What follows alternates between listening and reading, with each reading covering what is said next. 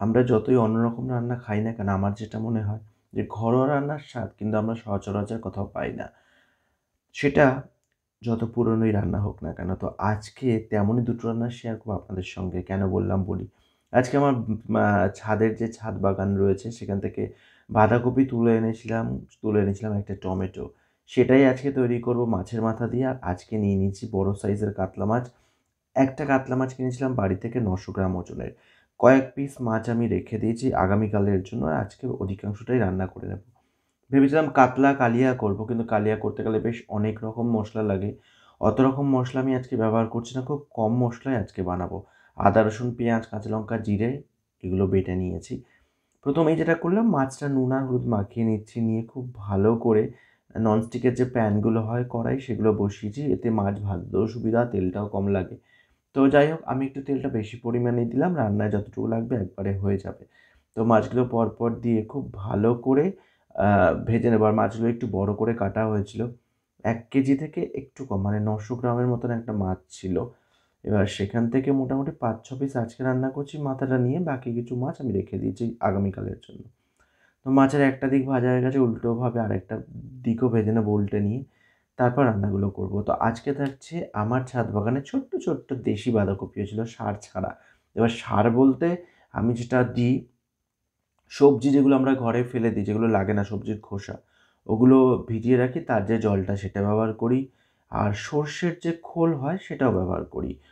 যদিও বা ওটাতে ভীষণ গন্ধ হয়, কিন্তু ওর যে সর্ষের যে খোলের যে জল যেটা ওটা খুব উপকারী, মানে গাছের জন্য আরকি। তো সেটাই ব্যবহার করি। ভীষণ ভালো সবজি এবং ফুল হয় গাছে আমার।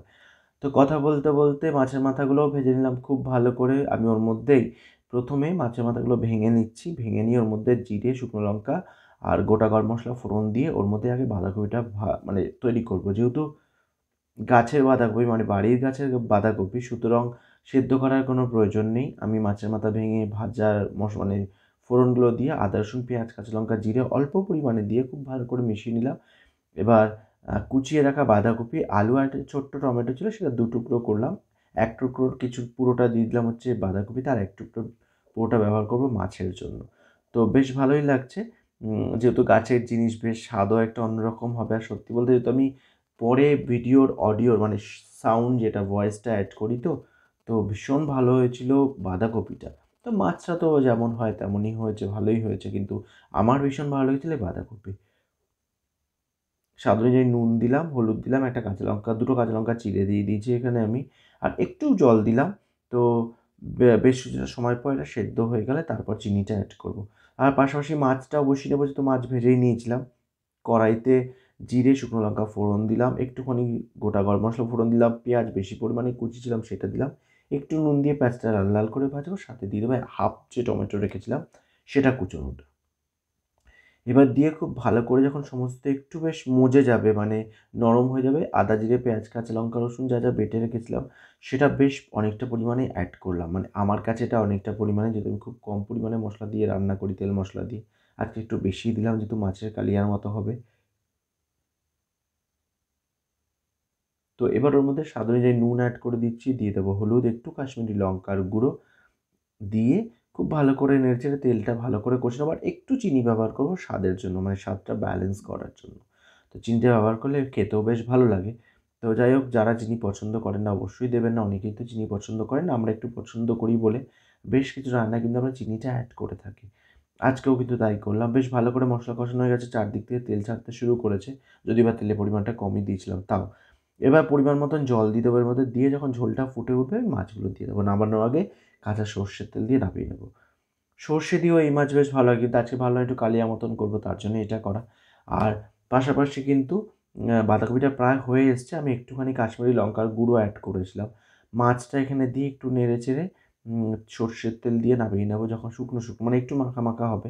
আর মাছের সাইজগুলো এত বড়, বড় বেশ ভালোই লাগছিল কাতলা মাছের কালিয়া আরকি। তো যাই হোক এর মধ্যে একটু টক দই দিলে ভালো হতো, একটু পোস্ত বাটা দিলে ভালো হতো, একটু কাজু বাটা দিলেও ভালো হতো। অত কিছু ঝামেলায় আজকে যায়নি। ঘরে যা ছিল তাই দিয়ে রান্না করে দিলাম। আর খেতে বেশ ভালোই হয়েছে। কম উপকরণও যদি ভালো হয় তাহলে এত ঝামেলায় কেন যাবো বলুন? তো যাই হোক বাঁধাকপিটা ভীষণ ভালো মানে গলে গেছে পুরো দেখলাম। একটু চিনি দিলাম দিয়ে একদম মাখা, মাখা একটু শুকনো, শুকনো করবো।